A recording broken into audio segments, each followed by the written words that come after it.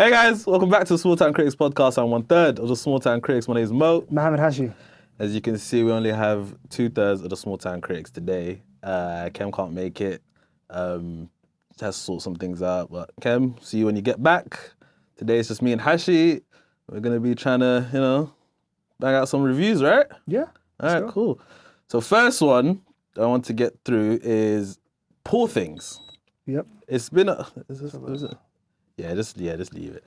I want to do Poor Things review, spoiler review. Yep. I think we should do a little non-spoiler. Yep. Quickly. But yeah, I'm excited about this one. This one came out a little while ago actually. Yeah. But in the UK it came out very recently. So it's fitting for us. We can't just, we don't live in America. Yeah. It's kind of annoying that there's different release dates and stuff like that. I actually saw this at the London Film Festival. Oh, is that right? Yeah, in October. Oh, did you? No, don't do this. You could have been there. I could have been there. No, that's on me. You know what I mean? That's on you. Yeah, that's on me. Don't act like I'm more, entitled. I'm not. I was there, bro, doing the work. You know what I'm that's saying? fair enough. For love of cinema. Do you still remember it? Of course. Yeah? Yeah. All right, I watched it again, obviously, for the, did you? I'm professional. Oh, fair. Sorry, man. My bad. Come on, man. All right, cool. No, Poor Things has been getting a lot of buzz recently, Yes. especially with award season. Yeah. But yeah, I think it's fitting for us to talk about it. I saw it very recently. Yeah. I called you straight after the movie. Because it's a mad movie. I called you literally straight after the movie and I was just like, fam! And we just started laughing about it. That was just hilarious. Because I was like, it's a wild movie. A wild one. Like, I don't know what other word to use Yeah, for it, do you know what I mean? But before we get into it, guys, jump in the comment section, make sure you like and subscribe, hit the bell so you know when the videos are coming up. And you know what I'm saying? Just help us out a little bit. Subscribe. If you ain't subscribed, subscribe. It doesn't do anything for you. This is just one click. Yeah. It's fine. We're You know what I'm very saying? close. We're very close to 200. Yeah, you don't lose anything. We're like 800 away from 1,000, bro. We'll get our first plaque. Let's go. Let's go. That's what Hashi wants. Hashi wants his plaque. Guys, let Hashi get a plaque, man. Let's go, man. He's been talking about a plaque for time. Exactly, You know what I'm saying? Let him get a plaque. You know what I mean? But yeah, all right. Non-spoilers, Hashi, yeah? Yeah. Chat to me about Poor Things. It was such a, obviously, Yorgos Lanthimos is a director. How do you say his name? Yorgos Lanthimos. Say the first name again? Yorgos. Yorgos. Yes. Like He's that. Greek, innit? Okay, Yeah. cool, yeah. So he's a filmmaker that makes very, very quirky films. You know Yeah. what I'm saying? Doesn't make run-of-the-mill, like, typical studio Hollywood films. He's someone who started in Greek cinema, making foreign language films, and has kind of slowly built his way up to where he is now. Yeah. Like making actual kind of studio films now, which aren't really studio films, because his themes are kind of like very wacky, very zany kind of things, stuff like that.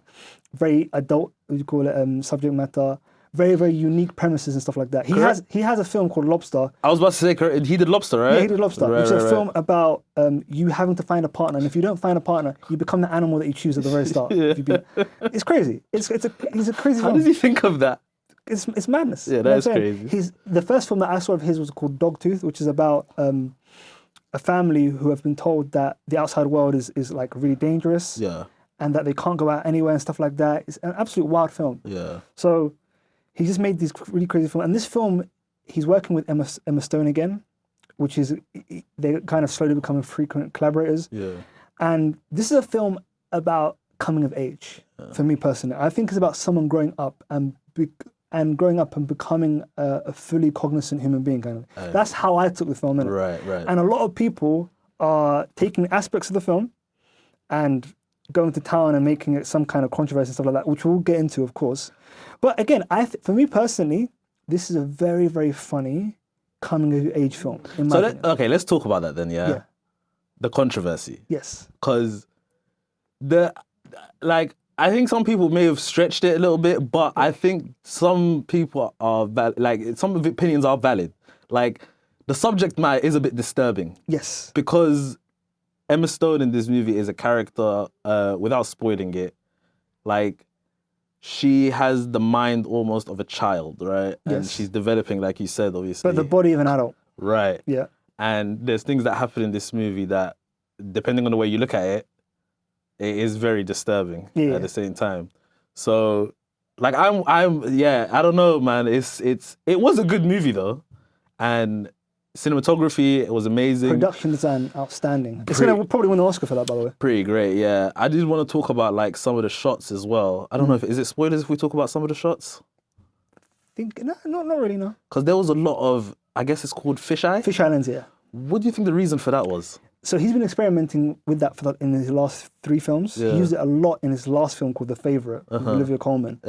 And it's more to kind of get the perspective of the world kind of thing. So it kind of gives you like a behind the scenes look at the world, but it's kind of the film at the same time. It's a very, very interesting kind of like grey area kind of thing. I think it really works for his kind of style of filmmaking. I feel like it makes you focus on one thing as well at the same time, which was pretty interesting. But I don't know. They created this world in this movie that's just it just looked so interesting to me. I don't want to say it looked amazing because I don't know if I would want to live in a world like that. No, but but it was pretty interesting. The performances, I thought was amazing. Outstanding. And that's the reason why it's such a great film. Yeah. It's because of that, because the performances were just so good. Yeah. And when I was watching at the festival, people were laughing out loud at some of the line readings and stuff like that. It was just, I want to shout out Rami Youssef, man.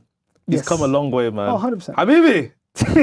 Yeah, salam alaikum, man. Oh, my days. Now, I can't help but, I don't even know the guy. I can't help but feel proud. 100%. Like, he's in this huge, major, Academy it's not Award, like, like Academy Awards and stuff like that. Yeah. Like, I think it's pretty incredible.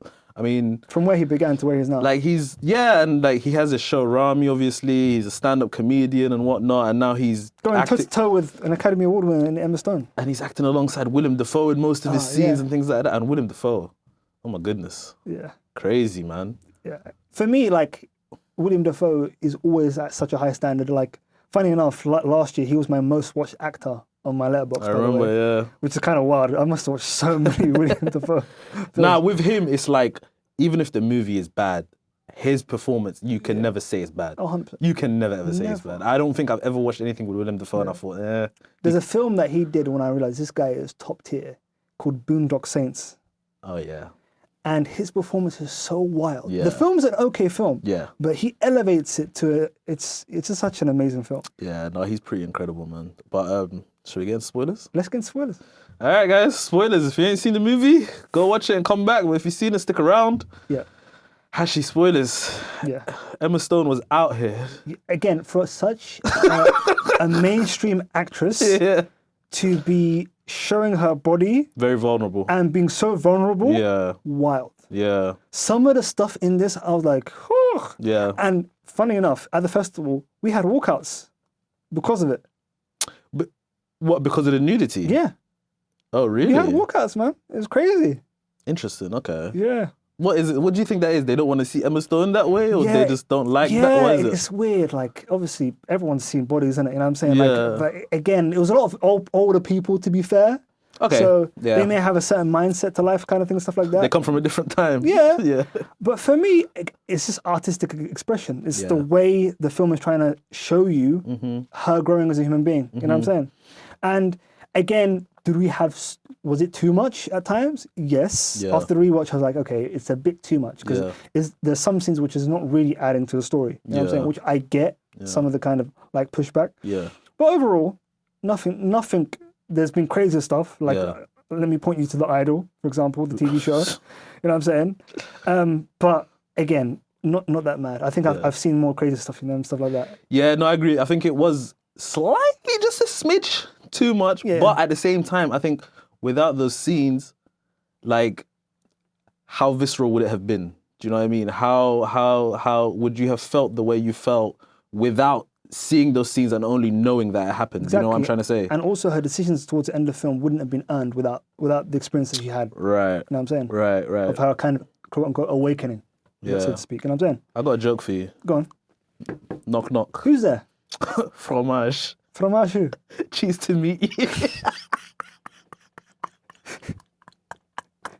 I don't know why when she said that, it got a little chuckle out of me. Because she was so proud of herself with that joke. Yeah, no, it was a bit wild. But you know what's funny, yeah? I think the wildest scene out of all of them is it did involve her being, doing her thing and stuff like that. But it was when she was in the brothel. Yeah. and one of the customers brought their kids Yes. for educational purposes. Yes.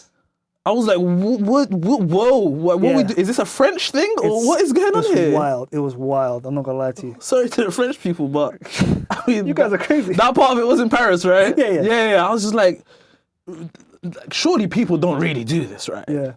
Apparently, there's a story of a politician, a conservative politician, who did the same thing. Oh no, it was a royalty. I think Princess Margaret or something like that. Her and her husband did that for their kids. Apparently. Are you serious? Yeah. Oh Yeah. my goodness. I actually read that afterwards, after the fact, because that's where he got the inspiration for it. That is scary, man. What the hell? People in this life are strange, bro. Yeah. But let's talk about Emma Stone, her performance. Like the way she I don't know, man. The way she acted it was just, I thought it was just perfect. Yeah. It was so brilliant. Like trying to be childlike at the same time, and also as the movie goes on, you can see her developing, like in her mind, obviously, as it goes on, and especially at the end when she's finally, she almost became like the old woman in the boat. Yes. Where it's like, it's not about all of these kinds of physical pleasures or more like now I'm into the intellectual thing. And she was learning to be a doctor, right? Yes. Just like her father. Godwin. Yeah, Godwin. Who she calls God, by the way. Yeah, which is so funny. Yeah, that's crazy. That's mad.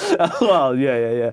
But in terms of character development, I thought it was amazing. And I thought Jared Carmichael's character was really important. I didn't really like Jared Carmichael's performance, I'm being honest with you. He was a bit flat.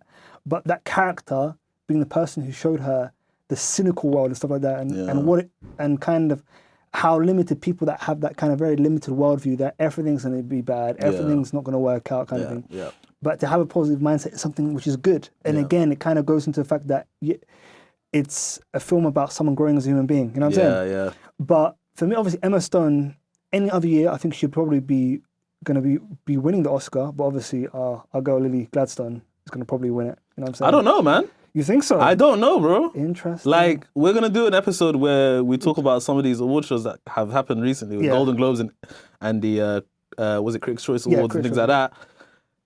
Emma Stone got an award in one of them, I think. Yes, she did. So, I don't know, man. Like, her performance out of everybody might have been the most difficult to do.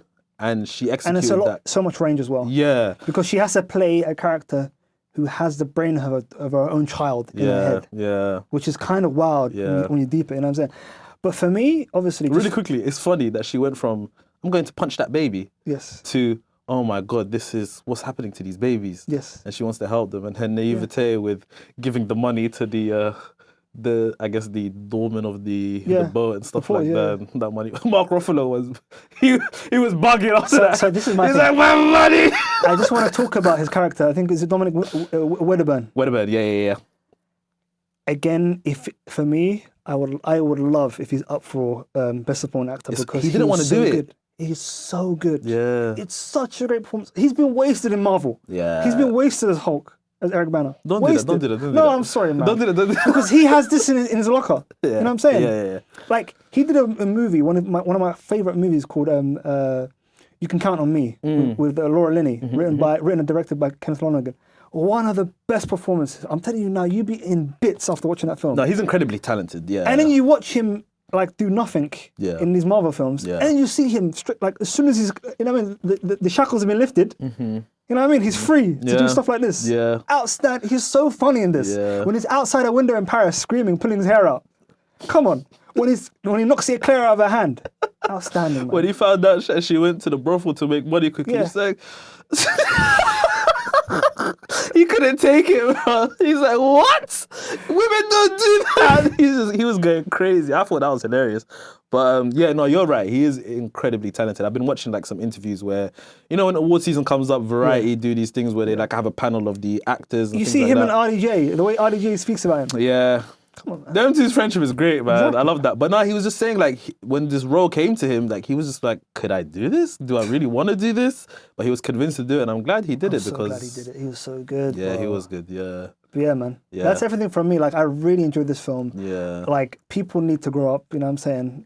People need to grow up. People need to stop clutching their pearls. You know what I'm saying? This is just art at the end of the day. You know what I'm saying? Yeah. You just consume it. take it for what it is. Not every. You're not gonna. Yeah, some things are gonna be uncomfortable to watch. Of course. In art, yeah, you're right. Which it is what it is. What can you do? At the end I wouldn't of the day? advise you watch this with your parents. You know what I'm saying? Oh, absolutely not. Absolutely not. Parents or kids, don't watch it with any of them. Yeah. But no, this was great. Quickly, what was your favorite scene? Do you have one? For me, it has to be when he's in Paris and he's got no money, and he said he's gonna leave her, and he's outside the window screaming, pulling his hair out. When Ruffalo's doing that, we were dying. Innocent people were dying, bro. We're dying. He's so good. Or actually, no. Or the scene where he gives all his money away and he has no more money on the boat, and he gets punched by the guy that's script, and he goes, oh, you know what I mean? Yeah. Or when he gets slapped by Emma Stone, he goes, ow. Oh yeah, that was, and he spoke about that, and he was like, the Wedderburn's character is almost like he liked it. Yeah. Do you know what I mean? He didn't know how to react to it, kind of thing. But I have two. Yeah. One is when she first started dancing. Yeah. There was something about it that was like she was on the spot learning how to dance, and then she got there in the end of that scene. And the other one, oh my God, I can't remember where it was now. Oh, when she first found out how to pleasure herself. With the apple. With the apple. I was like, what is she doing with the apple? And then the maid came. She's like, screaming, Bella, make you feel good. And then she grabbed it. She's like, whoa. That was hilarious. But incredible movie. So, you want to do STC scores? Yeah. Chat to me. For me, this is an easy 7.5. I really enjoyed myself. I felt there's certain aspects which were lingered on a bit too much. And I'm like, I think we could have kind of wrapped up the film in way less time, kind of thing. Right. Yeah.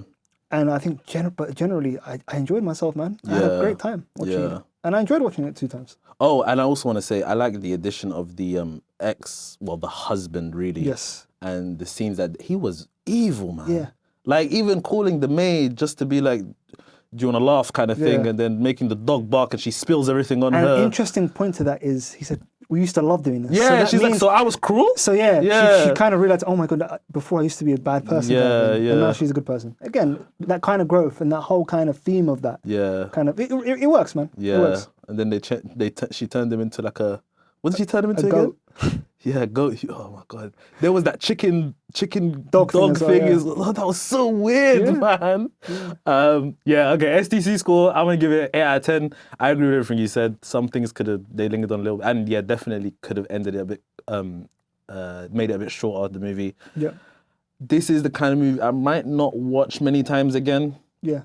But for what it is, I thought it was pretty incredible. And I mean, Emma Stone was the bright spot of this movie. She was amazing. Incredible. But that was a review for Poor Things, guys. Hope you enjoyed it. Let us know what you thought in the comments. Make sure you like and subscribe, please. And hit the bell so you know when the videos are coming up. We'll see you guys soon. Peace. Peace.